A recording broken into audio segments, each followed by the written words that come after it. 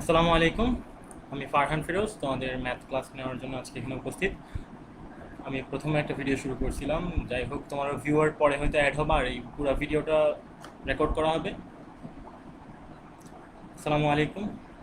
I think class মাত্র শুরু হলো। আচ্ছা, ওকে। আমি ফারহান ফিরোজ। তোমাদের ক্লাস আই ডোন্ট নো তোমরা ভিউয়ার সবাই আসছো কি না, এখানে এখনও দেখাচ্ছে না, বাট ক্লাসটা পুরো রেকর্ড হবে, সো তোমরা পরে দেখে নিতে পারবা। আমি ক্লাস শুরু করি। ওকে, আমার নাম ফারহান ফিরোজ। আমি বুয়েটের স্টুডেন্ট, বুয়েটের ফাইনাল ইয়ারের স্টুডেন্ট, কম্পিউটার সায়েন্স ডিপার্টমেন্টে, 2015 ব্যাচ। সো তোমাদের 5 বছর সিনিয়র।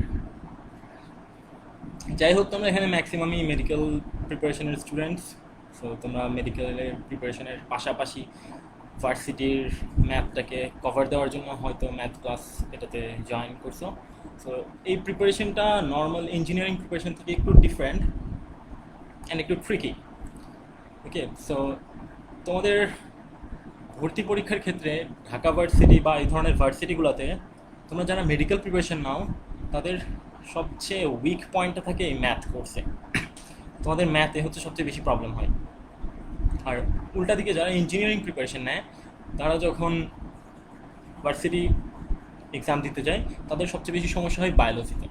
ওকে, সো তোমাদের অ্যাকচুয়ালি 3 ধরনের কম্পিটিটর আছে সো ভার্সিটি পরীক্ষার ক্ষেত্রে। 3 ধরনের কম্পিউটারের মধ্যে প্রথম প্রথম টাইপ হচ্ছে তোমরা মেডিকেল স্টুডেন্টরা যারা ভার্সিটি দিবা।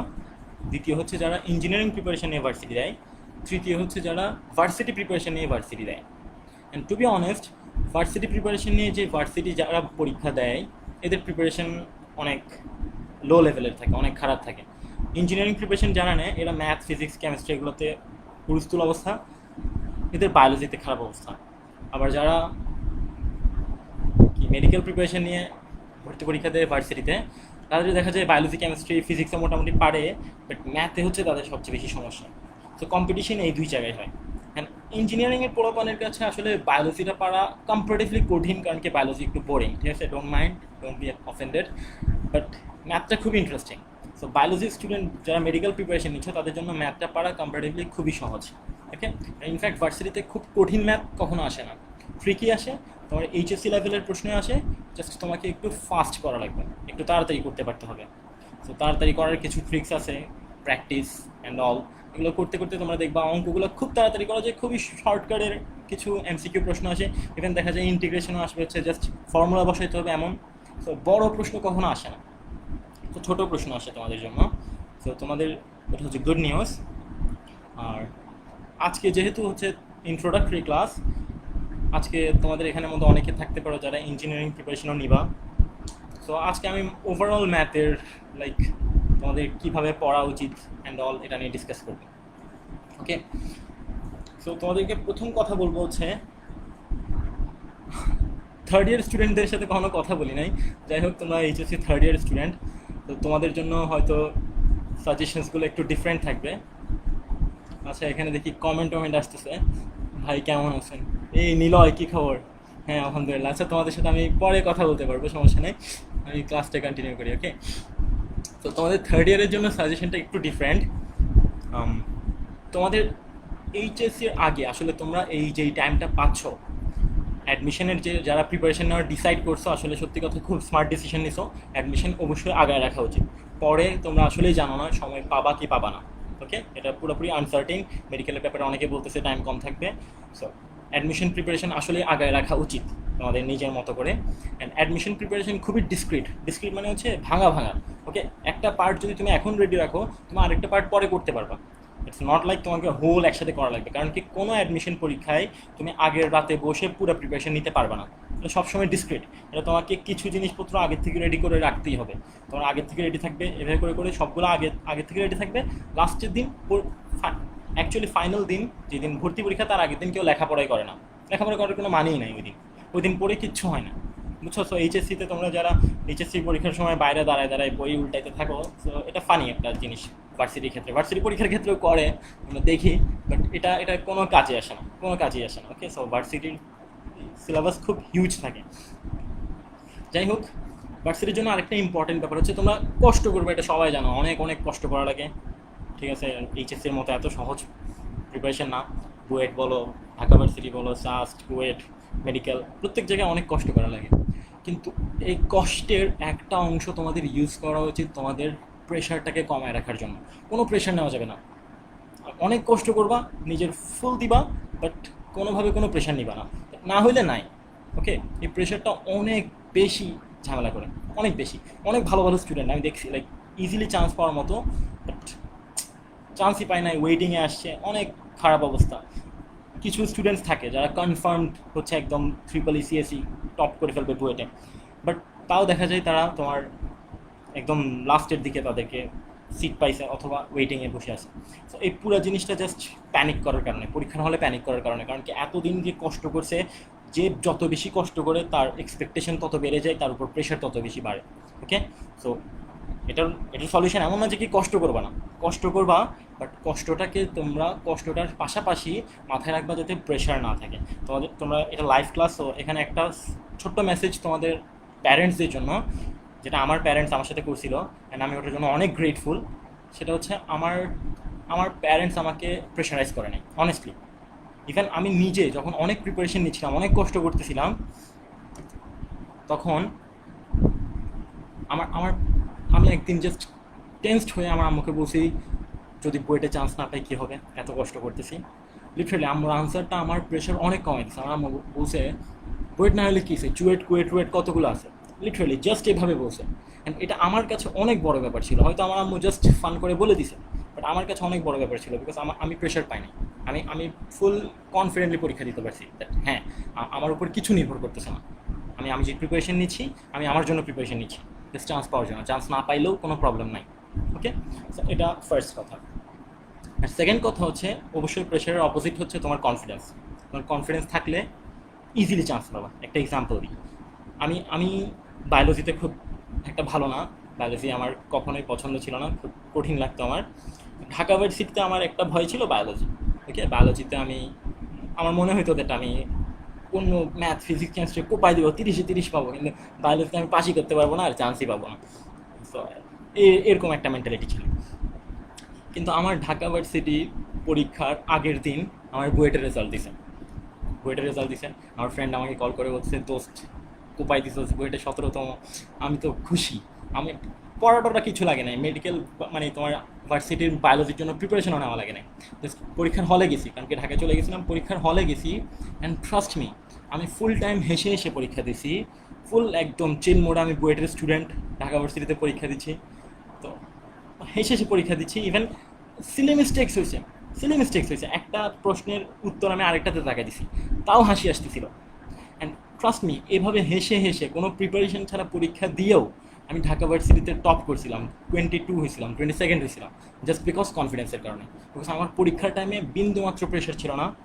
এটা অ্যাকচুয়ালি প্রেশার ছিল না, এটা এমন না যে কি বিশ্বাস করে প্রেশারটা বাদ দিচ্ছি, অ্যাকচুয়ালি আমি বইটা চান্স পেয়ে গেছি, সো প্রেশার নাই। অ্যান্ড কনফিডেন্সটা অনেক বেশি ছিল, দ্যাট আমি তো চান্স পাইছি, আমি পারবো, আমি এগুলো না পারলেও কিছু আসছে না। অ্যান্ড কনফিডেন্সের সাথে সাথে দেখা যায় আন্দাজে দাগেলেই হচ্ছে। ওকে, সো বায়োলজি আমার পারার কথাই ছিল না, বাট সেখানেও আমার অনেক মানে আন্দাজে দাগানো অনেক ঠিক হয়েছে। সেই কনফিডেন্সটা কিন্তু অনেক ভালো রোল প্লে করে। কিন্তু তোমরা এরকম চান্স না পেতে পারো, বাট যদি সামহাও বিশ্বাস করতে পারো দ্যাট তুমি পারো, তাহলে ঠিকই পারবা। ওকে, এটার ব্যাপারে আমার উপর বিশ্বাস করতে পারো। অনেকে সালাম টালাম দিচ্ছে, ওয়ালাইকুম আসসালাম, সালামের জবাব দেওয়া লাগে। যাই হোক, বেশি এখানে কমেন্টে সালাম দেওয়ার দরকার নেই, দেখা হলে দিবা ইনশাল্লাহ। ওকে, আচ্ছা, তাহলে আমরা শুরু করি পড়ার ব্যাপারে। তোমাদের সিম্পলি শুরু করি। আমি যেহেতু আজকে জাস্ট ইন্ট্রোডাক্টরি ক্লাস, তোমাদের অনেক টপিকে এক একজনের এক একটা টপিকে প্রবলেম থাকে, বাট প্রত্যেকটা টপিকের কিছু টেইল থাকে, দ্যাট টানা লাগে, দ্যাট এটার জন্য এটা পড়া লাগে, ওটার জন্য এটা পড়া লাগে। সো আমি একটা ফ্রি টপিক চুজ করছি, আর আমার ফেভারিট, যেটা হচ্ছে বিন্যাস সমাবেশ। ওকে, সো ভার্সিটিতে একটু ডিফারেন্স কি আসে, তোমার এইচএসসিতে তোমরা খুব সহজেই সব কিছু পারো, কিন্তু ভার্সিটিতে একটু ডিফারেন্ট। ওকে, ভার্সিটিতে কিছু ট্রিক্স জানতে চাই তুমি কীভাবে চিন্তা করো। ওকে, সো একদম আইডিয়াল একটা সাপোজ ফার্স্টের একটা প্রশ্ন, একদম সিম্পল।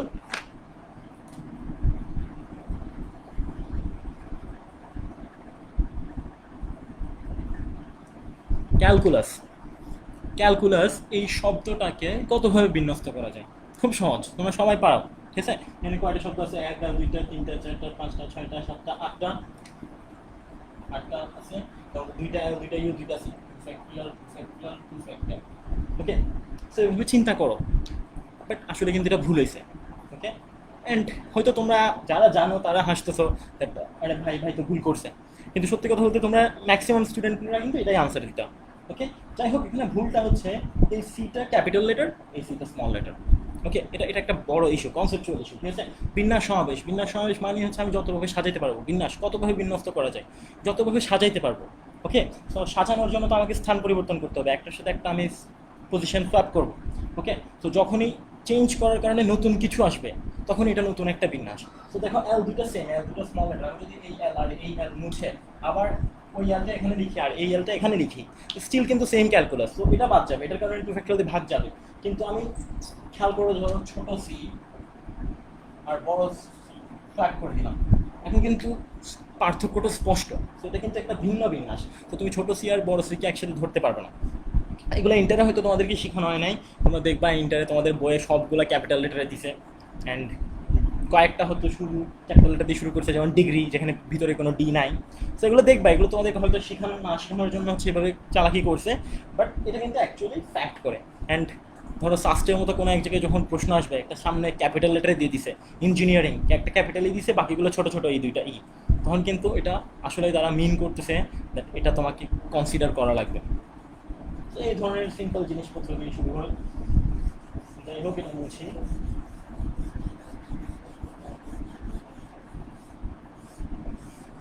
অনলাইন ক্লাস একদিক থেকে না খুব ভালো, বুঝছো।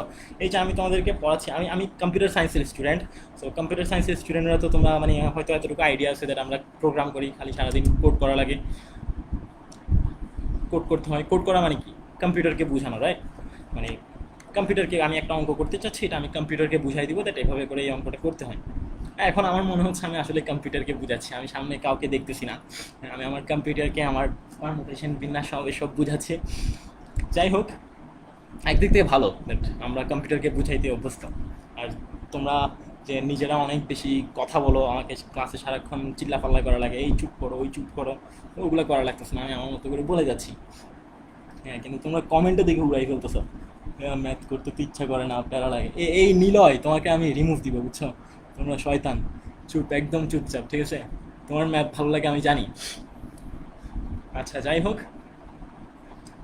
এটা এটা একটা সিম্পল জাস্ট ইন্ট্রোডাকশন হিসেবে বললাম তোমাদের। ধরো তোমরা আমি র্যান্ডামলি বলতেছি বিভিন্ন জায়গা থেকে প্রবলেমস। ওকে, সাপোজ তোমরা ম্যাট্রিক্স নির্ণায়ক খুব ইগনোর করো, ম্যাট্রিক্স নির্ণায়ক কেউ পড়োই না, মানে দরকারই নাই। ম্যাট্রিক্স নির্ণায়ক কে পড়ে? ম্যাট্রিক্স নির্ণায়ক এইচএসসিতে আসলে যোগ বিয়োগ গুণ ভাগ সব করতে পারো, ঠিক আছে। কিন্তু ম্যাট্রিক্স নির্ণায়কের একটা সিম্পল এক প্রশ্ন দিব। ওকে, আর এটা এটা এটা সলিউশন আমি তোমাদের থেকে কমেন্টে এক্সপেক্ট করবো। ওকে, এটা একটু ইন্টারাক্টিভ, একটা ইন্টারাকশন দরকার। ইন্টারাকশন ছাড়া ক্লাসে আসলে আগানো যায় না, মানে আমার মনে হচ্ছে আমি আসলে একটা মানে মেশিনকে বুঝাচ্ছি সব কিছু। যাই হোক, সাপোজ একটা সিম্পল ম্যাট্রিক্স নির্ণায়ক তোমাকে, ম্যাট্রিক্সের অঙ্ক তোমাকে দিল, সেটা হচ্ছে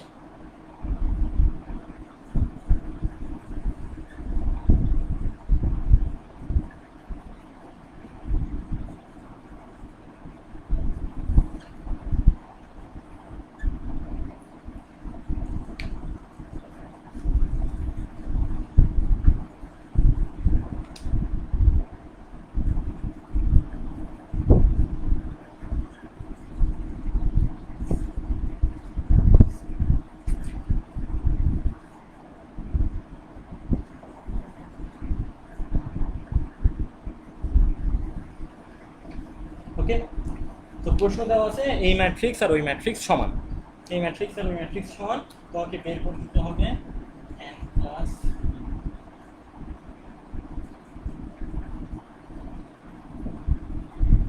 n প্লাস পি কিউব সমান কত।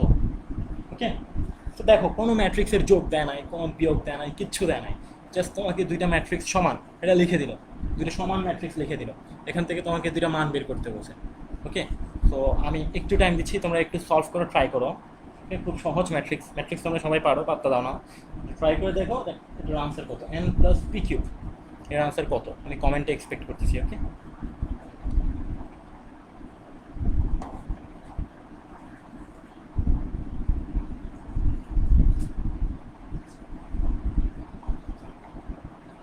ঝাপসা হচ্ছে n m। আচ্ছা, আমি একটু বড় করে লিখি,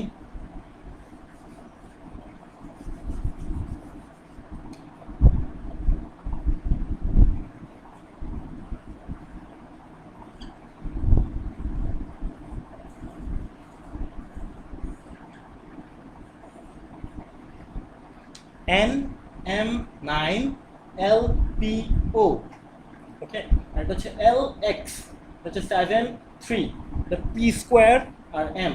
প্রশ্ন হচ্ছে N প্লাস P কিউবের ভ্যালু কত, N প্লাস P কিউব এর ভ্যালু কত?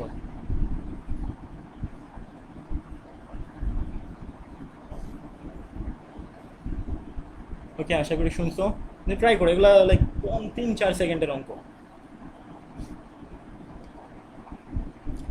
10, আচ্ছা একজন আনসার দিচ্ছে 10, না ভুল হয়েছে।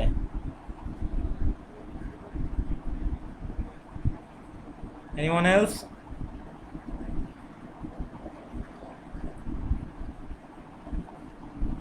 নিলয়, যদি জায়েদ না থাকে জায়েদকে একটা ডাক দাও, জায়েদকে অনেক মিস করি আমি।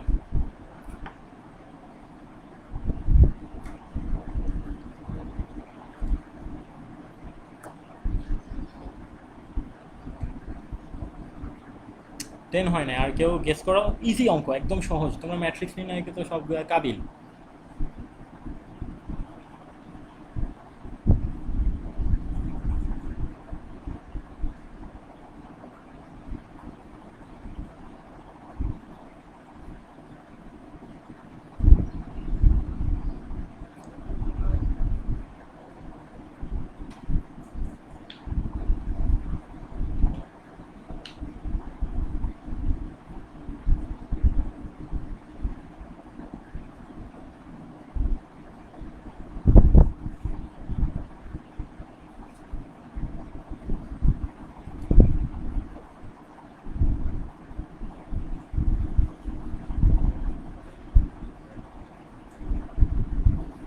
আচ্ছা, আই গেস পারলে এতক্ষণে পেরে যাওয়ার কথা।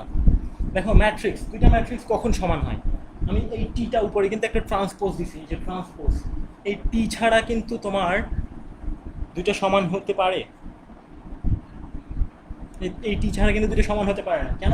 কারণ কি দুইটা ম্যাট্রিক্স কখন সমান হয়? এই সিম্পল নলেজ কিন্তু আমাদের আছে, তোমাদের সবার আছে। দুইটা ম্যাট্রিক্স তখনই সমান হয় যখন প্রত্যেকটা এলিমেন্টের সমান, এক একটা ভুক্তি তার করসপন্ডিং ভুক্তির সমান। তো এটা কিন্তু একটা 2x3 ম্যাট্রিক্স আর একটা 3x2 ম্যাট্রিক্স, একটা 2x3 আর 3x2 ম্যাট্রিক্স সমান হতে পারে না। কিন্তু এই যে ট্রান্সপোজ হওয়ার কারণে সে ঘুরে যাবে, সে ঘুরে 2x3 হয়ে যাবে, তখন কিন্তু ঠিকই এটা পসিবল। তো দেখি এটা ট্রান্সপোজ করার পরে কি আসবে। ট্রান্সপোজ করার পরে জাস্ট এই এক্সটা এখানে, 7 এখানে,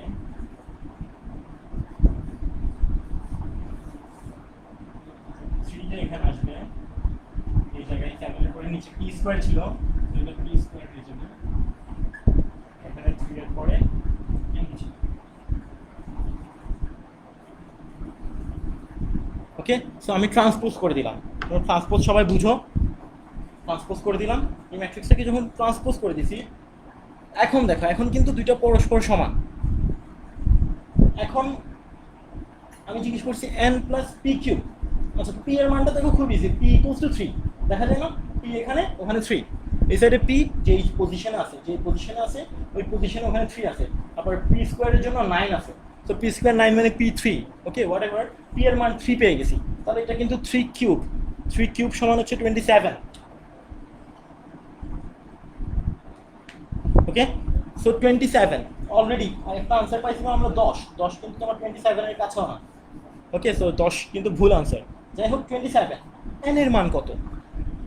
এন এর মানটা কত? এটা তো সবার পারা উচিত, ওকে। লাস্ট চান্স, একটা ট্রাই করো, এন এর মানটা বের করার চেষ্টা করো। স্পেশালি তুমি যে প্রথমবার রেসপন্ড করছিলা, আশা করি বুঝতে পারছো তোমার সলিউশনটা ভুল হয়, সমস্যা নাই। এখন এন এর মানটা বের করার চেষ্টা করো।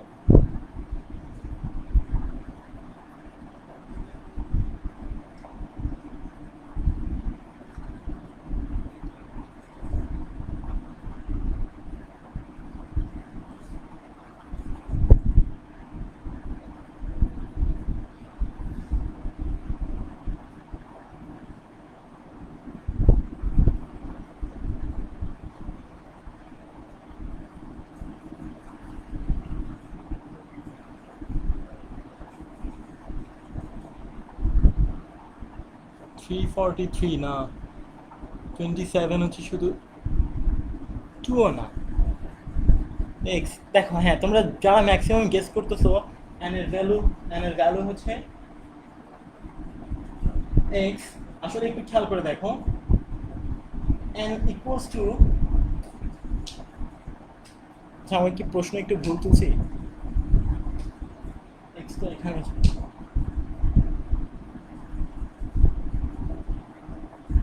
এটা ও হবে, এটা ও হবে, সরি সরি সরি,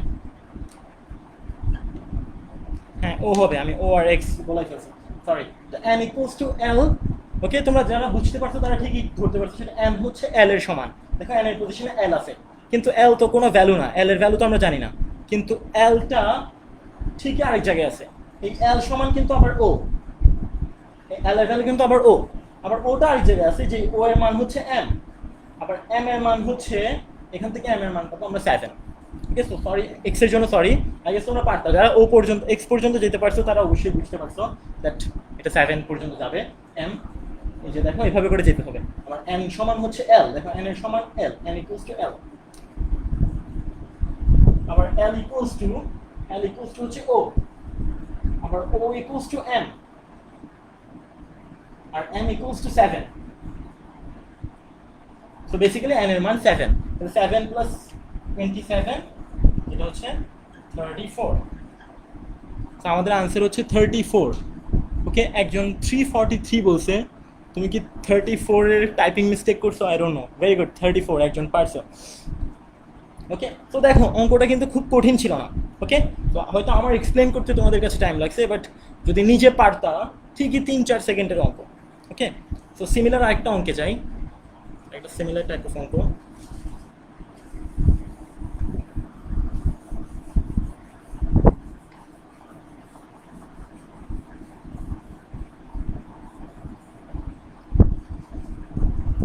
এই প্রশ্নটা এখন যেটা দিচ্ছি এটা ঢাকা ভার্সিটিতে অলরেডি আসা প্রশ্ন। এ ম্যাট্রিক্স হচ্ছে 4x5 মাত্রার, 4x5 মাত্রার একটা ম্যাট্রিক্স, আর বি হচ্ছে 5x4, সি হচ্ছে 5x2। এ একটা ম্যাট্রিক্স 4x5, বি হচ্ছে 5x4। তোমরা দেখো এখানে কোনো দুইটা ম্যাট্রিক্স কিন্তু যোগ করা যাবে না, এর সাথে বি কিন্তু যোগ করা পসিবল না, কিন্তু সেম আগের মতো করে বলতে গেলে এর সাথে বি এর ট্রান্সপোজ কিন্তু যোগ করা যায়। ওকে, তো ঢাকা ভার্সিটিতে এই প্রশ্নটা আসছে, এ প্লাস বি ট্রান্সপোজ,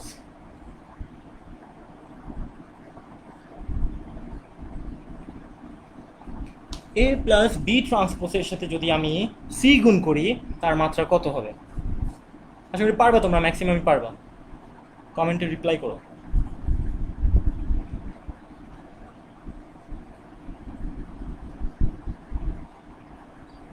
ওকে, যদি ঝাপসা মনে হয় আমি আবার বলতেছি, এ হচ্ছে একটা 4x5 ম্যাট্রিক্স, বি হচ্ছে একটা 5x4 ম্যাট্রিক্স, আর সি হচ্ছে একটা 5x2 matrix.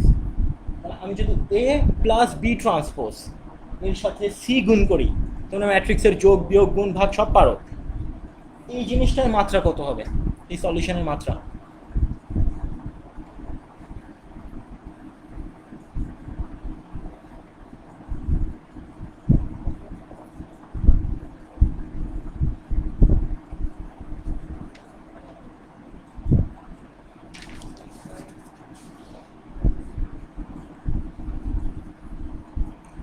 Four cross two, very good, smart girl. Okay, smart boy না স্মার্ট গার্ল, আচ্ছা স্মার্ট বয়রাও চলে আসছে। ওকে ভালো, ভেরি গুড, এটা কিন্তু খুব সহজ। ওকে, যদি একটু ট্রাই করে দেখো, আমি কিন্তু এটা তোমার না পারার জন্য দিই নাই, আমি জানি এটা পারবা, বাট লাইক একটু খেয়াল করে দেখো, এই যে 4x5 আর 5x4, তাহলে এটা কিন্তু 4x5, আবার এটাকে বি কে ট্রান্সপোজ করে দিলে বিও বি ট্রান্সপোজও 4x5, তো 4x5 আর 4x5 যোগ করলে 4x5ই থাকবে। তো এই সাইডে হচ্ছে আমার একটা 4x5, আর ওই সাইডে হচ্ছে আমার একটা 5x2। ওকে, আমরা জানি 4x5 এর সাথে 5x2 যদি গুণ হয়, গুণ হওয়ার পরে লব্ধি ম্যাট্রিক্সটা এই 5 আর 5 চলে যায়, শুধু থাকে 4x2। ওকে, সো আনসার হচ্ছে 4x2। ওকে, সো কথাটা হচ্ছে দেখো অঙ্কটা কতটুকু সিম্পল। ওকে, একদম সিম্পল, বাট ঢাকা ভার্সিটিতে আসা প্রশ্ন। অ্যান্ড টু বি অনেস্ট, হয়তো তোমরা এটা অনেকে প্রথমবার দেখছো, বাট যদি কেউ এটা সেকেন্ড টাইম দেখো, ওকে, টু বি অনেস্ট তোমাদের ম্যাক্সিমাম কত সেকেন্ড লাগা উচিত? অ্যান্ড আই ডোন্ট থিঙ্ক এমন কোনো স্টুডেন্ট আছে যার 10 সেকেন্ডের বেশি লাগবে। 10 সেকেন্ডের বেশি লাগাই পসিবল না। ওকে, এই ধরনের প্রশ্নে 10 সেকেন্ডের বেশি লাগবেই না। ওকে, তো তোমার ঢাকা ভার্সিটিতে তুমি একটু টাইম ক্যালকুলেট চিন্তা করো, যে তোমার কতটুকু টাইম তোমার হাতে। তোমার হাতে থাকবে 1.5 ঘন্টার মতো টাইম। ওকে, এর মধ্যে হচ্ছে অনেকগুলো এমসিকিউ। তো তোমরা অনেকে এইভাবে ভাগ টাগ করে থাকো, দ্যাট আমার একটা এমসিকিউর জন্য 36 সেকেন্ড করে। এখন তোমাদের আবার কিছু রিটেনও আছে, বাট রিটেনগুলো সিমিলার। রিটেন প্রশ্ন দেখে দেখে থাকতে পারো তোমরা, দেখলে দেখবা একদম সিম্পল, ছোট। ওখানে রিটেনের জায়গাগুলো মানে একদম ছোট ছোট জায়গা, আর অঙ্কগুলোও ছোট ছোট। ওকে, সো তোমরা যদি ভাগ করে দেখো, দেখবে যে একটা প্রশ্নের জন্য তোমাদের 36 সেকেন্ড করে টাইম থাকে। 36 সেকেন্ডের মতো বুলশিট ক্যালকুলেশন, দরকার নাই। বাট স্টিল যদি ক্যালকুলেট করে দেখো, দেখবে 36 সেকেন্ডের মতো করে থাকে, বাট এটা লাগছে 10 সেকেন্ড। ওকে, সর্বোচ্চ 10 সেকেন্ড। অ্যান্ড কেউ যদি তার চেয়ে একটু ভালো ফাস্ট হও, তাহলে এটা পাঁচ পাঁচ সেকেন্ডের মধ্যে হয়ে যাবে।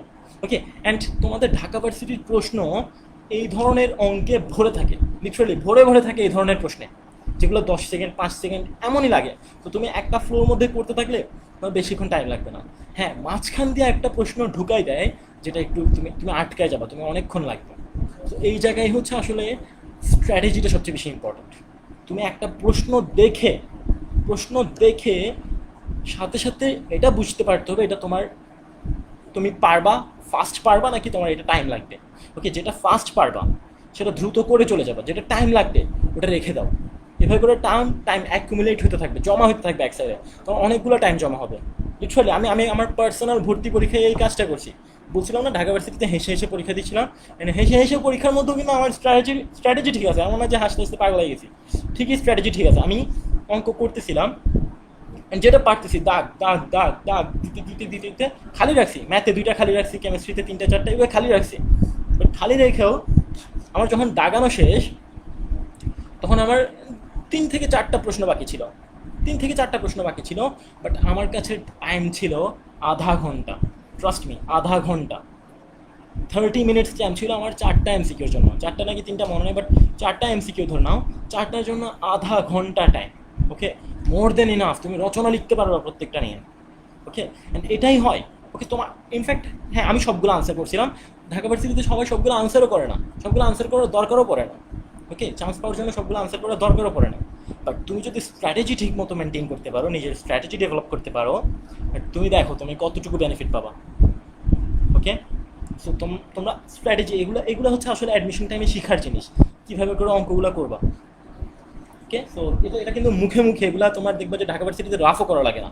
এটা অনেকে এখানে কমেন্ট করছো, প্রথমটাতে অনেক কম কমেন্ট আসতেছিল, এটা সবাই পারছো, ধুমায় কমেন্ট করছো। ওকে, সো টাইম কিন্তু লাগে নাই, জাস্ট মুখে মুখে দেখেই, এই ছবিটা দেখেই হয়তো পেরে গেছো। Okay, so trust me with this, তোমার ঢাকা ভার্সিটিতে প্রশ্নগুলো কিন্তু এর চেয়ে কঠিন বা এর চেয়ে লেংদি আসে না, ঠিকই এই লেভেলের আসে। ওকে, সিম্পলিফাইড। ওকে দেন, তাহলে আমরা অন্য টপিকে যাই।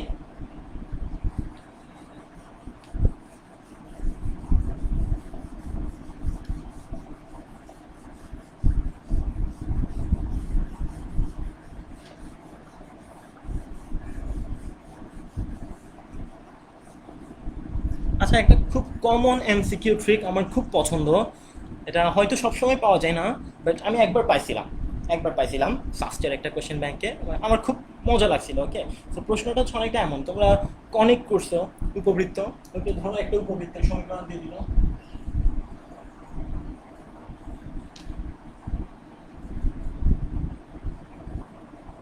ওকে, এটা উপবৃত্তের সমীকরণ, অ্যান্ড প্রশ্ন করছে দ্যাট উৎকেন্দ্রিকতা কত।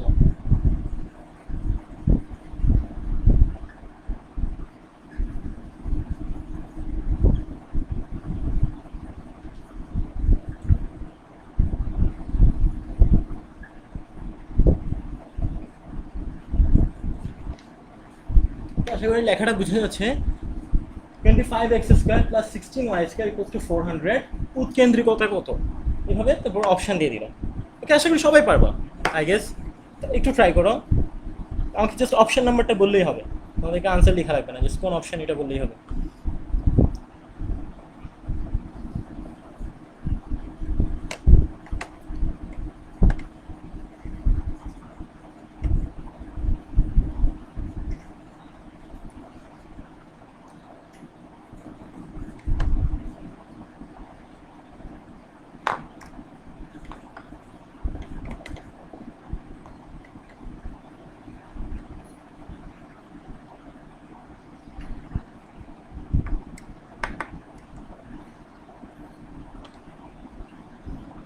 B, exactly, very good, B, B answer. And হয়তো তোমরা তোমরা খাতায় কি কেউ করে দেখছো? মানে যদি খাতায় করে দেখো তাহলে আর অঙ্কটা দেওয়ার মানে ওই মর্মটা থাকলো না। ওকে, আমি এই অঙ্কটা দিছি একটা বিশেষ কারণে, কিন্তু এটা বি দিছি এই ধরনের প্রশ্ন এখানে এটা দেখা যাচ্ছে উপবৃত্তের সমীকরণ, রাইট? উপবৃত্তের সমীকরণ। অ্যান্ড দেখো আমাদের একটা এমসিকিউ অপশনের মধ্যে আমাদের মাথায় কিন্তু আরও অনেক কিছু কাজ করা উচিত, যেমন কি এটা উপবৃত্তের সমীকরণ, উপবৃত্তের উৎকেন্দ্রিকতা কেমন হয়, উপবৃত্তের উৎকেন্দ্রিকতা কেমন হয় শূন্য থেকে একের মাঝখানে। ওকে, আমরা যদি অপশনগুলো একটু দেখি, এটা হচ্ছে √2, এটা হচ্ছে -2/3। ধরো এখানে আরেকটা আনসার দিলাম, ধরো কোনোটি নয় না দিয়ে আমি সাপোজ এখানে দিলাম তোমাকে 1, যেটা হচ্ছে পরাবৃত্তের সমীকরণ। ওকে, তো পরাবৃত্তের উৎকেন্দ্রিকতা 1। ওকে, আমি প্রশ্নটা বেসিক্যালি পাইছিলাম হচ্ছে একটা পরাবৃত্তের সমীকরণ দিছিল, পরাবৃত্তের সমীকরণ দেওয়ার পরে বলতেছে এর উৎকেন্দ্রিকতা কত। সো এর উৎকেন্দ্রিকতা কত যখন জিজ্ঞেস করছে, পরাবৃত্তের সমীকরণ দেখেই এক দাগায় দিচ্ছে, এখানে আর কোনো অল্টারনেট অপশন নেই। যাই হোক, উপবৃত্ত দেখেই এখানে বোঝা যাচ্ছে এটা বাকি সবগুলো কিন্তু উপবৃত্তের হইতেই পারে না। তো এই জিনিসটাকে বলা হচ্ছে অপশন টেস্ট। ওকে, অপশন চেক করা, অনেক সময় অপশন টেস্ট অন্যান্য এক্সাম্পলে দেখবো দ্যাট অপশন বসায় অনেক সময় অঙ্ক মিলাই ফেলা যায়। তো এই ধরনের অঙ্ক এগুলো কিন্তু মানে এগুলো মাথার হচ্ছে সাইডে থাকা উচিত। ওকে, এমন না যে কি তুমি প্রত্যেকটা অঙ্কে এমন করতে পারবা, বাট ঠিকই মাথার পাশে থাকা উচিত।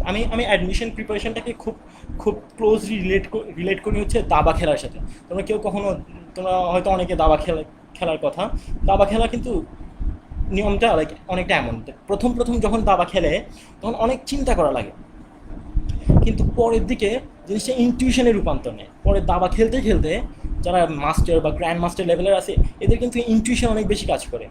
এরা এরা কিন্তু এদেরকে সব কিছু চিন্তা করা লাগে না, হয়তো চিন্তা করতে পারে, এমন না যে কি চিন্তা করতে পারে না, চিন্তা করতে পারে, তারা চিন্তা করে করেই ওই লেভেলে গেছে, কিন্তু ওই লেভেলে যাওয়ার পরে আর অত বেশি চিন্তা করা লাগে না, তখন একটা ইনটিউশন কাজ করে, তার মাথায় সব অল্টারনেট অপশনস থাকে। অ্যান্ড সে জাস্ট আমি আমি কোনটা নেবো, এটা আমার জন্য সহজ হবে, এটা আমার জন্য সহজ হবে, এটা একটু বেশিক্ষণ লাগবে, এটা একটু কম টাইমে আমি তাকে হারাই ফেলবো। সো এই ধরনের লাইক তার মাথার মধ্যে সব আছে। সো তোমাদেরকে এই ধরনের ট্রিক্সগুলো হচ্ছে মাথার সাইডে রাখতে হবে, কখনো শর্টকাটের উপর পুরোপুরি নির্ভর করবে না, এটা খুব খারাপ। ওকে, আমরা অনেকগুলো অঙ্কের আমরা শর্টকাট শিখি, বাট শর্টকাট শেখার কারণে তখন দেখা যায় আমরা অঙ্কটার শর্টকাট অ্যাপ্লিকেশন ফরম্যাটটা একটু চেঞ্জ করে দিলে আমরা আর অঙ্কটা করতে পারি না। বুঝছো, শর্টকাট ভালো, কিন্তু শর্টকাটের উপর পুরোপুরি নির্ভর হওয়া কিন্তু খুব খারাপ, তখন কিন্তু তোমার লাইক তুমি ফেস করবা অনেক ধরনের ঝামেলা। ওকে, সো শর্টকাট যাতে মানে শর্টকাট শিখলে শর্টকাটের মতো করে শিখবা, ওটাকে একদম রেড লেটার বাইবেল মনে করবো না, কোরআনের বাণী মনে করবো না, ওটা শর্টকাট, ওটা যখন দরকার পড়বে তখন ইউজ করবো, মাথার সাইডে থাকবে, বাট ওটার উপর আমরা পুরোপুরি নির্ভর করবো না। ওকে, তো আমি বিভিন্ন ধরনের বিভিন্ন টাইপ থেকে বিভিন্ন চ্যাপ্টার থেকে বিভিন্ন প্রশ্ন করতেছি, বাট আমার মেইন মেসেজটা আশা করি বুঝতেছো। আমি আজকে ক্লাসটার ডিসিশনই ছিল হচ্ছে তোমাদের ভার্সিটিতে অ্যাটলিস্ট ম্যাথের ব্যাপারে দ্যাট কীভাবে পরীক্ষা অ্যাপ্রোচ করবা, পরীক্ষা দেওয়াটা খুব ইম্পর্ট্যান্ট। পরীক্ষা দেওয়ার সময় তোমার মাথায় কী চলতেছে, তুমি কীভাবে প্রশ্নকে অ্যাপ্রোচ করতেছো, কোন সাইড থেকে অ্যাটাক করতেছো, কোন প্রশ্নগুলো আগে করতেছো পরে করতেছো, কীভাবে চিন্তা করতেছো, এগুলো খুব ইম্পর্ট্যান্ট। ওকে, সো অঙ্ক আমরা শিখবো আস্তে আস্তে, হয়তো ফুল কোর্স প্ল্যান ধরে সুন্দর করে সিলেবাস ডিভাইড করে দেওয়া থাকে বিভিন্ন চ্যাপ্টার বাই চ্যাপ্টার। সো আজকে জাস্ট আমি তোমাদেরকে ভার্সিটির ওভারঅল ফ্লেভারটা দিতে চাচ্ছি। ওকে, তো আমরা নেক্সট পার্টে যাই।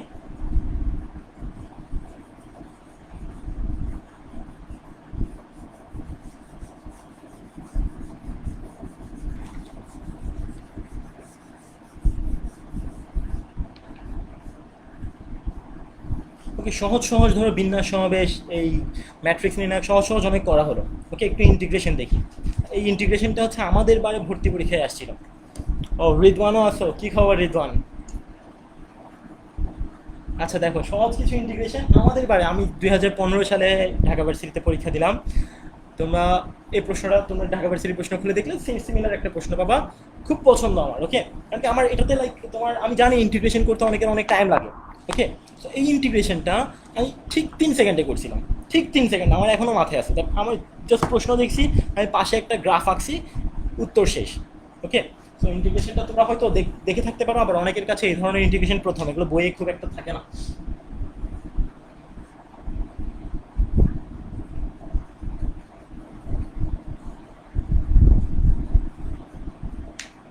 ওকে, তো আশা করি দেখা যাচ্ছে ইন্টিগ্রেশন অফ অ্যাবসলিউট এক্স -10 থেকে 5, integration of absolute x from -10 to 5, -10 থেকে 5 পর্যন্ত অ্যাবসলিউট এক্স এর ইন্টিগ্রেশনের মান কত। ওকে, একটু তোমাদেরকে ট্রাই করতে দিই, অ্যাকচুয়ালি তোমাদেরকে ট্রাই করতে দিই। আমি আশা করতেছি কেউ হয়তো এইভাবে করে আনসার দিয়ে দিবে।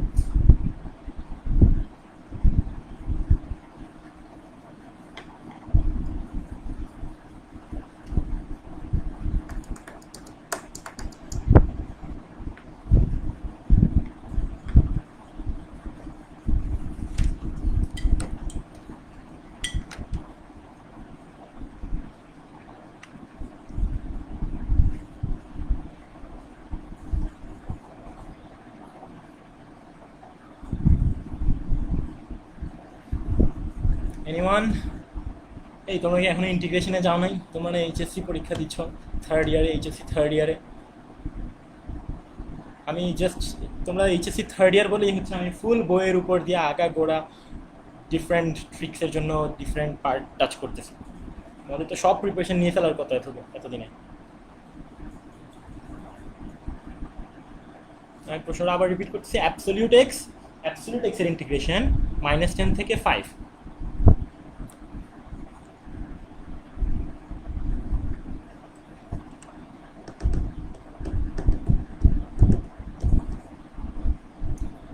-37.5। আচ্ছা, আপনি যেই হন -37.5 ইন্টিগ্রেশন, এটা এরিয়া আনসার। আসলে ইন্টিগ্রেশনটা একটা এরিয়া, নেগেটিভ আসার কথা না। ওকে, এটার আনসার নেগেটিভ আসার কথা না। আমি বুঝতে পারছি তুমি কি ভুল করছো। হয়তো ক্লাসে থাকলে তোমার খাতা দেখে আমি তোমাকে বলে দিতে পারতাম, বাট আমি তোমার আনসার দেখে আমি বুঝছো আমার চোখে ভাসতেছে আসলে তুমি কোন জায়গায় ভুলটা করছো। আমার ইচ্ছা করতেছে তোমাকে জাস্ট এটা দেখাই দেওয়ার জন্য কেন এই জিনিসটা এইভাবে হবে না।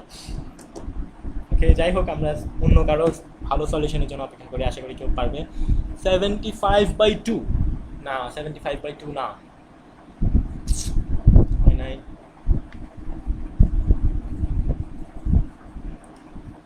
75/2 আনসার না।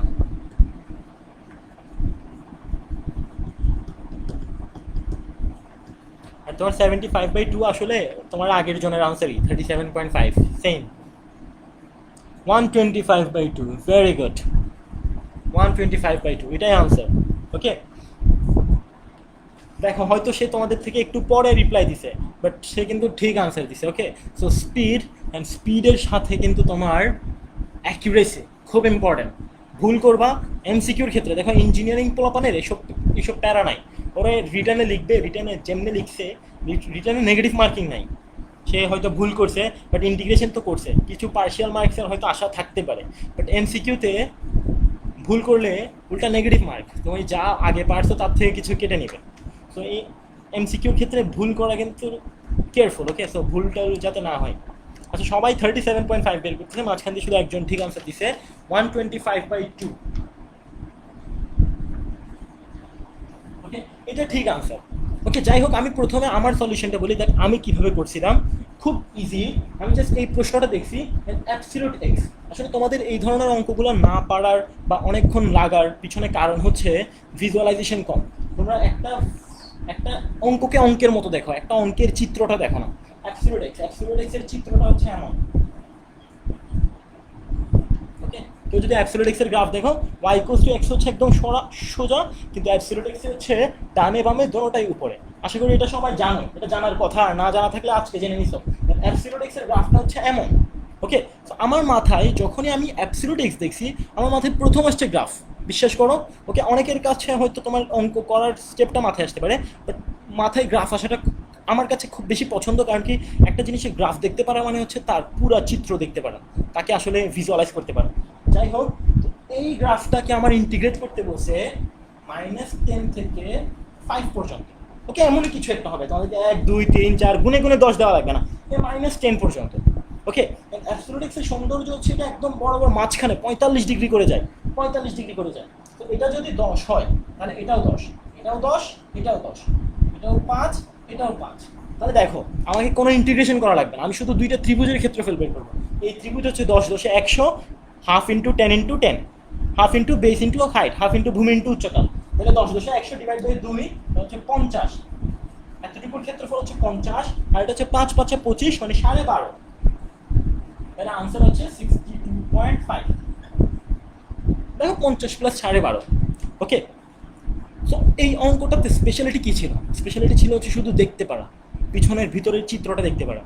ওকে, সো এই ধরনের অঙ্কে তোমাদের 37.5 আসার কারণটা হচ্ছে তোমরা এই অ্যাবসলিউটটাকে পাত্তাই দাও নাই, অ্যাবসলিউট এক্সকে সরাইয়ে এক্স করে দিছো।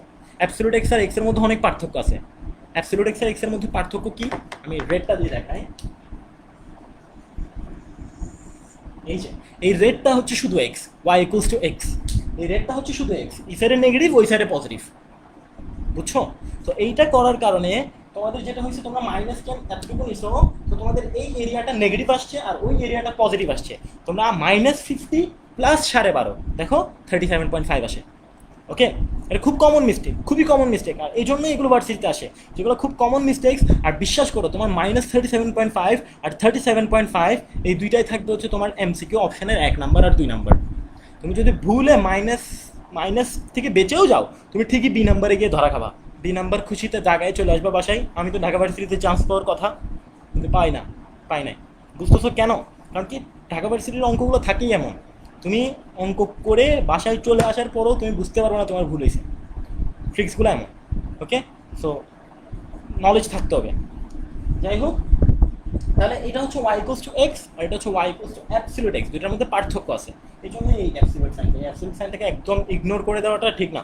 ওকে, ঠিক না, না বরং খুবই জঘন্য অপরাধ। আচ্ছা, তো দেখো ইন্টিগ্রেশন মানে এই ধরনের অনেক সিম্পল জিনিসপত্র আসে। আরেকটা খুব কমন ইন্টিগ্রেশন পাইছিলাম, যেটা খুবই সহজ, কিন্তু 99% পোলাপান পারে না, 99% পোলাপান পারে না। ওকে, দেখি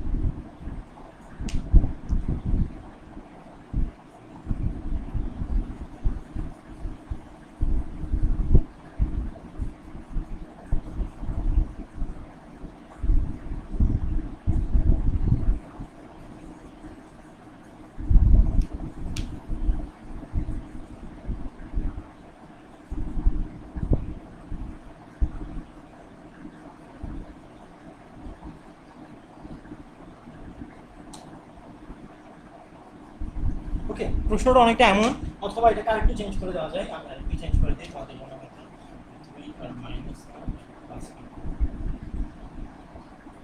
ওকে, সো এই অঙ্কটা হচ্ছে তোমার ঢাকা ভার্সিটির আরেকটা খুব পছন্দের টাইপের অঙ্ক।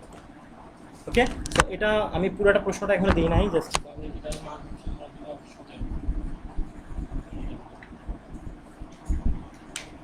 ওকে, এই ধরনের একটা প্রশ্ন দেখে মনে হয় অনেক কঠিন, কিন্তু শুধু একটু সাহস লাগে, বুঝছো? এই অঙ্কটাকে ধরার সাহস লাগে। দেখে অনেকে সাহস না করে টাচ না করেই চলে যায়, যদি একটু সাহস থাকে যে আমি আমি আমার যতটুকু জানি অতটুকু দিয়ে একটু চেষ্টা করে দেখি, ঠিক আছে? এমন না যে কি তুমি পরীক্ষার হলে প্রথম জানো এবং পরীক্ষার হলে চেষ্টা করতে দেখছো, এটা ভুল, ঠিক আছে? তখন স্কিপ করাই ভালো, কারণ কি হয়তো তোমার সামনে আরও সহজ অঙ্ক আছে যেটা করতে পারতেছো তুমি, আর এটার ব্যাপারে তুমি সন্দিহান, তখন এটাকে আপাতত ইগনোর করে পরে যাওয়া ভালো। কিন্তু ওই যে পরে আধা ঘন্টা থাকবে, আধা ঘন্টা এই প্রশ্নের জন্য পাবা তুমি, বুঝছো? আধা ঘন্টা এই প্রশ্নের জন্য না পাও, আধা ঘন্টাকে 4 দিয়ে ভাগ করো, 7.5 মিনিট পাবা এই প্রশ্নের জন্য। 7.5 মিনিটে তুমি ইন্টিগ্রেশন কোর্স শেষ করে ফেলতে পারবে। যাই হোক, এই ধরনের অঙ্ক কীভাবে করে এটা বিশ্বাস করো, এটা খুব সহজ। অ্যান্ড আমি অনেক ভালো স্টুডেন্টকে এই প্রশ্নটা আমাকে করতে দেখছি, বুঝছো? মানে এই প্রশ্নটা স্পেশালি আলাদাভাবে এই প্রশ্নটাই, মানে ইন্টিগ্রেশন ওরা এমনি সব পারে, integration ln x tan x সব পারে, কিন্তু এই প্রশ্নে গিয়ে দেখা গেছে পারতেছে না। ওকে, একদম সিম্পল জিনিস, সেটা হচ্ছে ওই বললাম না সাহস। কী হবে দেখো, x+2, ওকে, এই যে f(x) dx দেওয়া আছে, এটা একটা ভ্যারিয়েবল এক্স, এখানে এক্স এর উপর কিন্তু কিছু নির্ভর করে না। এটা যদি f(y) dy হইতো তাহলেও সেম আনসার, f(z) dz হইতো তাহলেও same answer, f(z) Farhan D Farhan হইতো তাহলেও সেম আনসার। ওকে, ভ্যারিয়েবল হিসেবে আমরা কি বের করতেছি? ওকে, অনেক আনসার দিয়ে দিচ্ছে 17, ভেরি গুড। ওকে, দেখো এখানে হচ্ছে আমার এই যে x+2, এই x+2 এর জায়গায় যদি আমার একটা ভ্যারিয়েবল থাকতো তাহলে কিন্তু এর সাথে মিলত। তো এই এই অঙ্ক করার নিয়ম হচ্ছে আমরা x+2 কে ধরো z ধরলাম, x+2 কে z ধরলাম, তারপর কি করতে হয়? ডিফারেন্সিয়েট কোন আছে? তাহলে এখানে দেখো dx সমান dz, কিন্তু চলে যাবে, তারপর শুধু লিমিট চেঞ্জ করতে হয়। হ্যাঁ দেখো, এই প্রশ্নে যদি আমি লিমিট চেঞ্জ করি, x+2 = z ধরছি, তাহলে x এর মান যদি তোমার -1 হয়, তাহলে z এর মান কত হবে? z এর মান হবে 1। আর x এর মান যদি 2 হয়, তাহলে z এর মান হবে 4। দেখো তাহলে জিনিসটা হয়ে গেল 1 থেকে 4 পর্যন্ত f(z) dz, যেটা ছিল আমাদের আগেরই f(x) dx 1 থেকে 4 পর্যন্ত, বুঝছো? জাস্ট সেম প্রশ্নটাকে একটু ডিফারেন্টলি দিছে, নাথিং এলস, একদম ইমিডিয়েট, ডিরেক্ট। ওকে, সো এটা আনসার কি হবে? ওকে, ইজি অ্যাজ হেল, মানে এর চেয়ে সহজ প্রশ্ন ইন্টিগ্রেশন থাকতে পারে না। কিন্তু দেখো আমি তোমাদেরকে গ্যারান্টি দিতে, হয়তো আজকে যারা দেখছো তাদের মধ্যে এই যে কয়েকজন পারছো, বাট ম্যাক্সিমাম পারে না, ম্যাক্সিমাম স্টুডেন্ট পারে না। আর ভর্তি পরীক্ষার হলে গিয়ে ওই যে এত কথা বললাম, প্রেশার, যারা বেশি প্রিপারেশন এদের প্রেশার বেশি, এগুলোর কারণে দেখা যায় যে এটা চিন্তাই করে না আর মানে আনসারই করতে পারে না। বাট আনসারটা খুব সহজ। ওকে, তো আশা করি বুঝতে পারছি, একদম সিম্পল। ওকে, আমরা একটু ডিফারেন্ট যাই।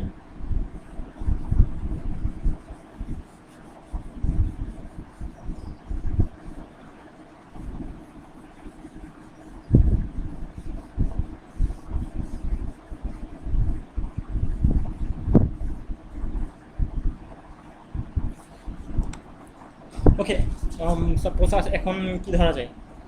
ধরো প্রবাবিলিটিতে যাই, সম্ভাবনা। ওকে, সম্ভাবনার একটু জিনিসপত্র চেক করি। সাপোজ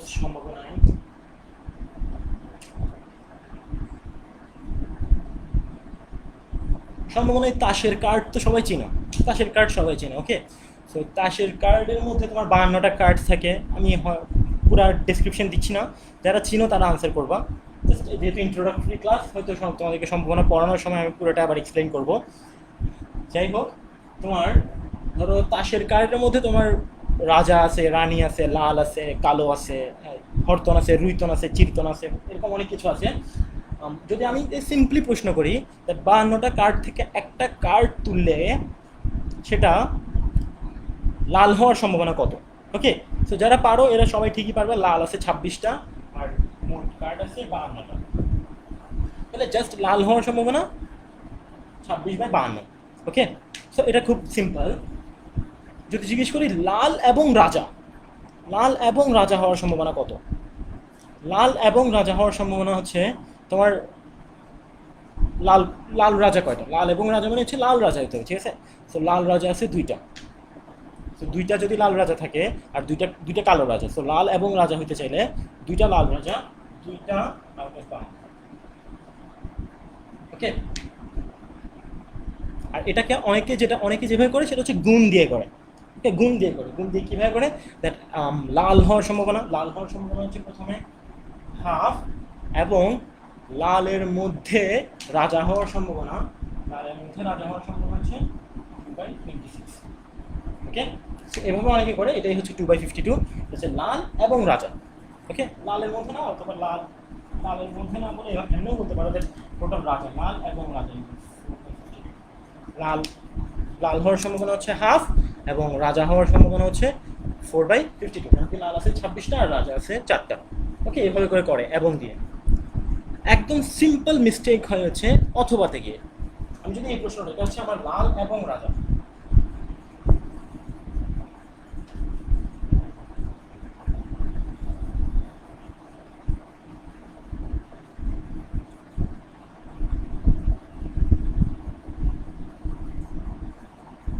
লাল বা রাজা, লাল অথবা রাজা, এটা হওয়ার সম্ভাবনা কত?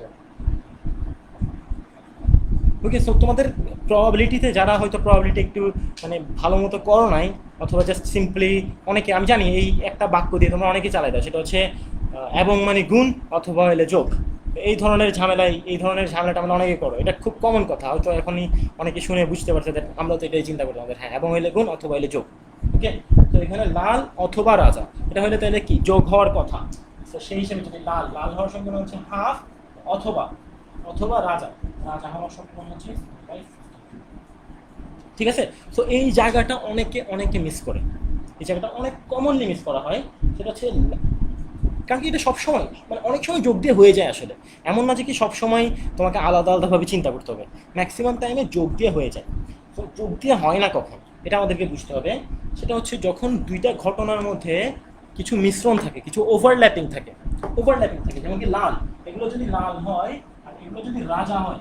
এই যে দেখো, লাল রাজা বলতে একটা কথা আছে, লাল রাজা, কিন্তু লাল আর রাজার মধ্যে একটা মিক্সচার আছে, তো শুধু যোগ করলে সেই মিক্সচারটা দুইবার চলে আসে, সেটা একবার বাদ দিতে হয়। কিন্তু অনেক সময় দেখবা যে তোমার অথবাতে শুধু যোগ হয়ে যায়, যেমন কি ধরো বলের ক্ষেত্রে বক্স থেকে বল নিচ্ছ, বল বল যদি বলি আমি লাল অথবা সবুজ হওয়ার সম্ভাবনা কত, লাল অথবা সবুজ, তখন কিন্তু হয় লাল হবে না হয় সবুজ হবে, লাল অথবা সবুজ, লাল আর সবুজের কোনো মিশ্রণ নাই, ঠিক আছে, ওখানে কোনো পতাকা কালারের কিছু নাই। ওকে, এটার আনসার হচ্ছে হাফ প্লাস 4/52, কিন্তু কি বাদ দিতে হবে, মাইনাস লাল রাজা বাদ দিতে হবে, এই যে আগের প্রশ্নের উত্তরটা বাদ দিতে হবে, কারণ কি এই জিনিসটা দুইবার চলে আসছে, 2/52। ওকে, 26 প্লাস 4 মাইনাস 2, যেটা হয় আর কি, হোয়াটএভার তোমরা ক্যালকুলেট করে নিও, একটু সহজ। ওকে, 28/52, 7/13। ভেরি গুড, যে আনসারটা বলছে এমসিকিউ সেকশন কমেন্ট করছো, তার আনসার হচ্ছে 7/13, পারফেক্ট। ওকে, সো এই ধরনের আরও আছে। তোমাদের খুব কমন আরেকটা মিস্টেক হইতে পারে, এটা আমি খুব কমনলি বলি, তোমরা যদি কেউ কেউ আমার সম্ভাবনার ক্লাস করে থাকো আমাদের,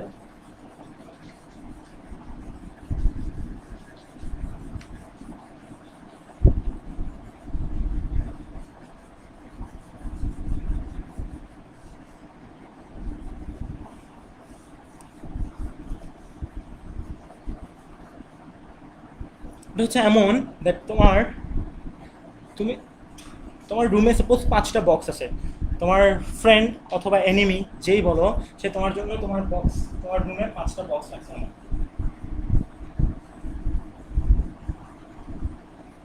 ঠিক আছে। তো এই 5টা বক্সের মধ্যে যে কোনো একটাতে করোনা ভাইরাস আছে, ঠিক আছে, যে কোনো একটা যদি তুমি ধরো তাহলে তোমার করোনা ভাইরাস হয়ে যাবে।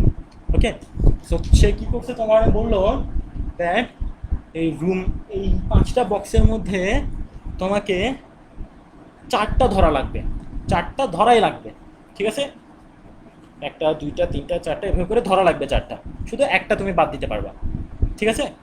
এখন প্রশ্ন হচ্ছে তোমার করোনা না হওয়ার সম্ভাবনা কত, ঠিক আছে, যেটাতে করোনা আছে ওটা ধরলে 5টার মধ্যে যে কোনো একটাতে করোনা আছে, তুমি জানো না কোনটাতে, সেটা যদি ধরো তোমার করোনা হয়ে যাবে।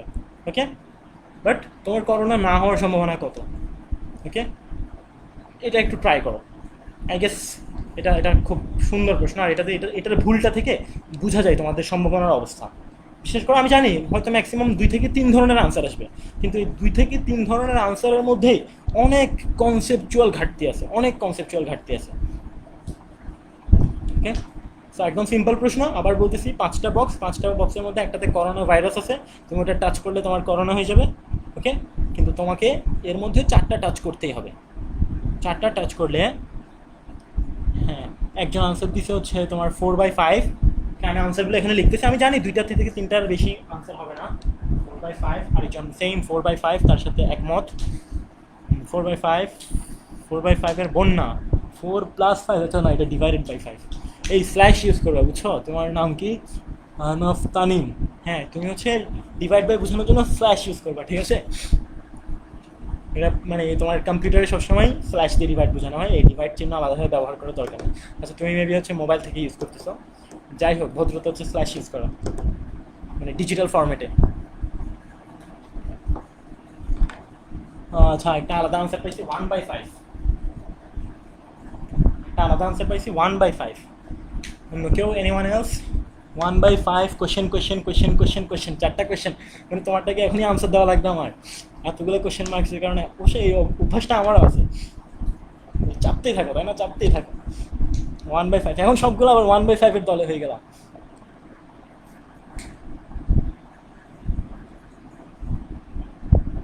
আর কোনো ডিফারেন্ট আনসার না, এই দুটোর বাইরে তোমরা কি বের হতে ইচ্ছা করতেছো না? আচ্ছা বের না হলে নাই। ওকে দেখো, আমি প্রথমে একদম সিম্পল প্রশ্ন করি, এই সিম্পল প্রশ্নটা ঠিকই পারবা। দেখো তোমাদের আনসারের সাথে তোমরা তোমাদের নিজের মাথায় আছে উত্তরটা, বাট স্টিল তোমরা মানে তোমরা অঙ্কে লিখতে পারতেছো না, অঙ্কে এই যে মানে কমেন্টে লিখতে পারতেছো না, ওকে হোয়াট এভার, মানে অঙ্কে প্রকাশ করতে পারতেছো না। সেটা হচ্ছে যখন আমি গেমটার কথা বলছি, অঙ্ক টঙ্ক ভুলে যাও, তোমাদের ভর্তি পরীক্ষা টর্তি পরীক্ষা সব ভুলে যাও। ধরো চিন্তা করে তোমরা আসলে এই গেমটা খেলতেছো, যে তোমার সামনে 5টা বক্স আছে আর একটাতে করোনা আছে, কিন্তু তোমাকে ধরতে হবে 4টা। 4টা ধরার পরে তোমার করোনা না হওয়ার সম্ভাবনা, তুমি আমাকে সিম্পলি বলো এটা কি খুব সহজ গেম নাকি আসলে খুব রিস্কি গেম? খুবই রিস্কি গেম। কিন্তু দেখো তোমার 5টা বক্স, কিন্তু তোমাকে 4টায় টাচ করতে হবে, একটাতে করোনা আছে 4টা টাচ করতে হবে, 4টাতে একবার না একবার তো তুমি করোনা পাওয়াই উচিত। তুমি না পাইলে তো মানে অনেক রহমত, এটা মানে অনেক বড় রহমত, তাই না? মানে এটা তো সম্ভাবনা খুব কম যে তোমার করোনা হবে না।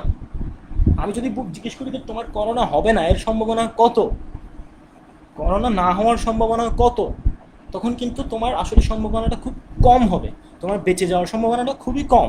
এটা কিন্তু খুবই রিস্কি খেলা। এক্স্যাক্টলি, তো তোমার বেঁচে যাওয়ার সম্ভাবনাটা খুবই কম, এটা বেশি হবে না। 4/5 হচ্ছে অনেক বেশি। তুমি চিন্তা করো 4/5 মানে হচ্ছে 80% চান্স। তুমি চিন্তা করো তুমি এই গেম খেলতেছো এবং তোমার নাকি 80% চান্স তুমি বেঁচে যাবা। এটা কি সম্ভব? মানে এটা কি লজিক্যাল? হাস্যকর না আনসারটা? ওকে, আর 1/5 মানে হচ্ছে 20% চান্স তুমি বেঁচে যাবে। ওকে, এটা মোটামুটি লজিক্যাল মনে হচ্ছে। ওকে, আমরা আনসারটা দেখি আসলে আনসারটা কত।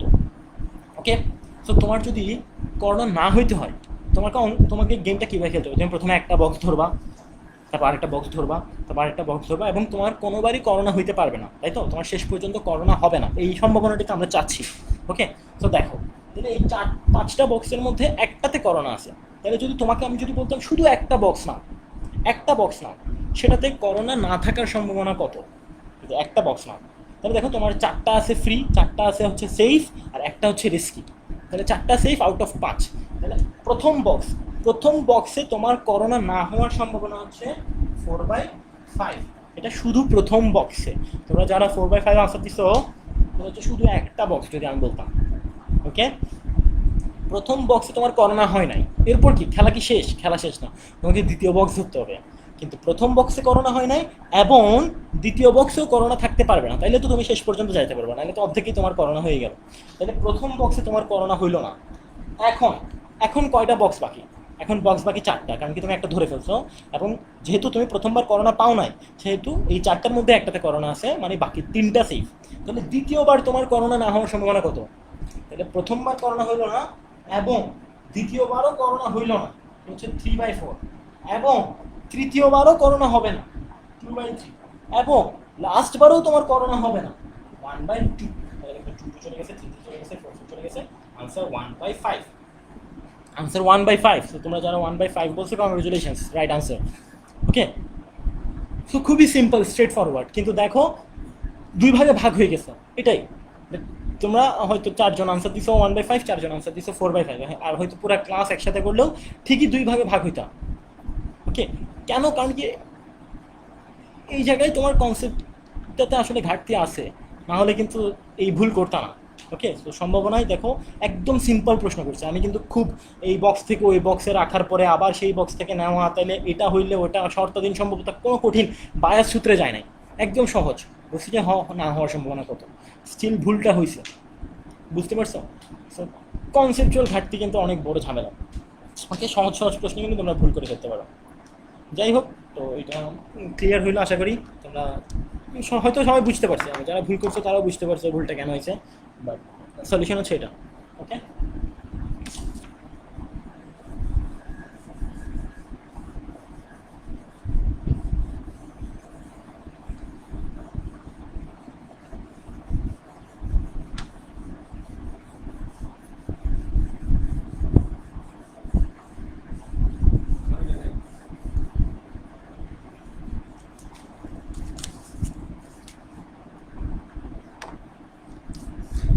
ওকে দেন। তো আমরা অনেক ধরনের ডিফারেন্ট টাইপ অফ প্রবলেমস নিয়ে ডিসকাস করছি। হয়তো একটা চ্যাপ্টার ধরে আলাদাভাবে যখন চ্যাপ্টার ধরবো অনেক ডিটেলে ডিসকাস করব, আর আমি তোমাদের কনসেপচুয়াল ক্ল্যারিটি দেওয়ার চেষ্টা করব, বেশিরভাগই তোমাদের কনসেপ্ট ক্লিয়ার করার চেষ্টা করবো। আর ট্রিক্স খুব ইম্পর্টেন্ট হচ্ছে, তুমি কিভাবে ফাস্ট অ্যাটাক করবো, প্রশ্নকে কিভাবে দ্রুত দ্রুত কভার করে ফেলবো একটা পার্ট। ওকে, তোমার এমন না যে কি তোমাকে সব দাগাইতে হবে।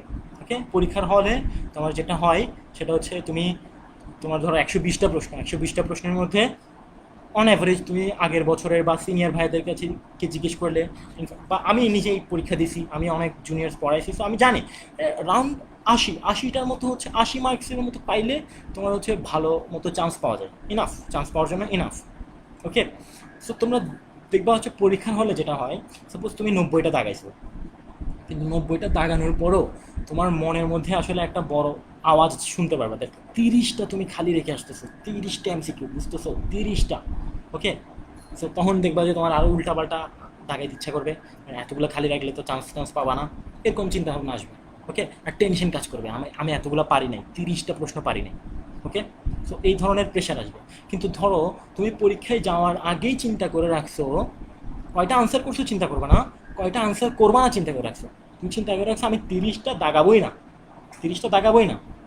তখন পরীক্ষার হলে গিয়ে তুমি যখন প্রথম প্রশ্ন পারবা না, তোমার মাথায় আসবে কি, তোমার মাথায় আসবে এতক্ষণে একটা পারি নাই, আমার আরও 29টা না পারা বাকি আছে। বুঝতে পারছো? তো এটা হচ্ছে লাইক প্রেশার কম করানোর জন্য, মানে এক্সপেকটেশন থাকবে ভালো পাওয়ার, যখন পারবা, পারলে তো দাগাইতে থাকবা, এমন তো না যে কি পারার পরেও দাগায় নাই 30টার মধ্যে, কিন্তু অ্যাটলিস্ট প্রেশারটা যেভাবে কমানো যায়। তো আমি এখানে অনেক কিছু বলতেছি, আমার এই ধরনের সাজেশনস তোমার তোমার জন্য নাও হইতে পারে, বাট আমার মেইন মেসেজটা হচ্ছে তোমার জন্য যেটা হবে ওটা খুঁজে বের করো। তুমি এমন কিছু খুঁজে বের করো যেটা দিয়ে তোমার প্রেশার কমবে, দরকার, এটা তোমাকে খুঁজে বের করতেই হবে, এটা পুরোপুরি তোমার হাতে। বুঝতে পারছো? বাট প্রেশার নেওয়া যাবে না। ওকে, আমার আমার হয়েছে এইভাবে করে, আমি আমি এইভাবে করে চিন্তা করে আমার প্রেশার হয় নাই, আমি বইটা চিন্তা করছি 20টা আনসারই করবো না, তো দেখা গেছে শেষ পর্যন্ত আমার খালি ছিল শুধু 3টা, বাট আমার মাথায় ঠিকই ছিল আমি 20টা আনসার করবো না। বুঝতে পারছো?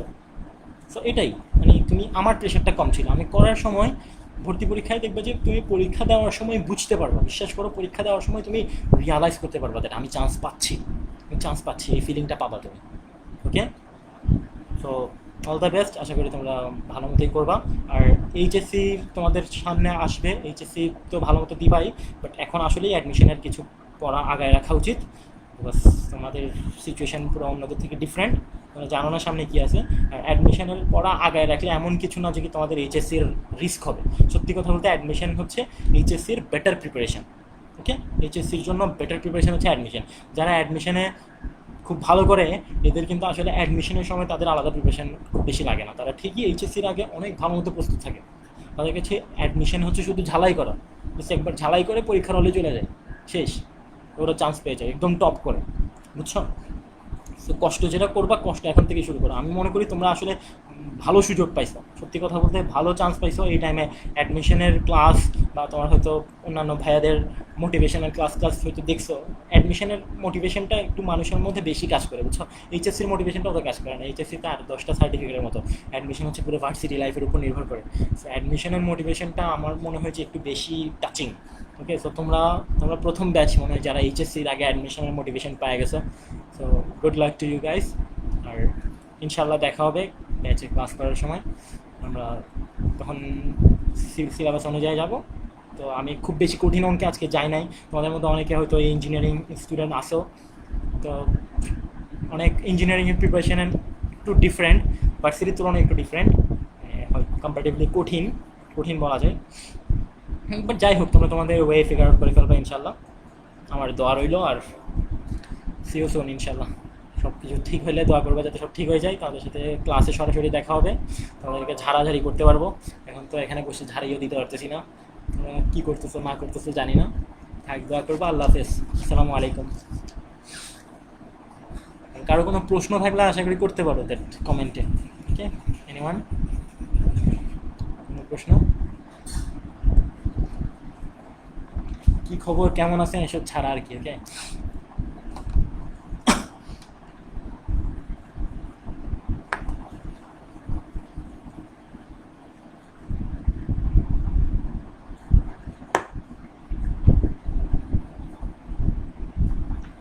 সবাই মেবি সন্তুষ্ট খুব, ঠিক আছে, বেস্ট অফ লাক। আমাকে বেস্ট অফ লাক বললাম, আচ্ছা, থ্যাংক ইউ, ধন্যবাদ। আল্লাহ হাফেজ তাহলে, আসসালামু আলাইকুম, ভালো থাকবা, সুস্থ থাকবা, সবচেয়ে ইম্পর্ট্যান্ট। ওকে, আসসালামু আলাইকুম।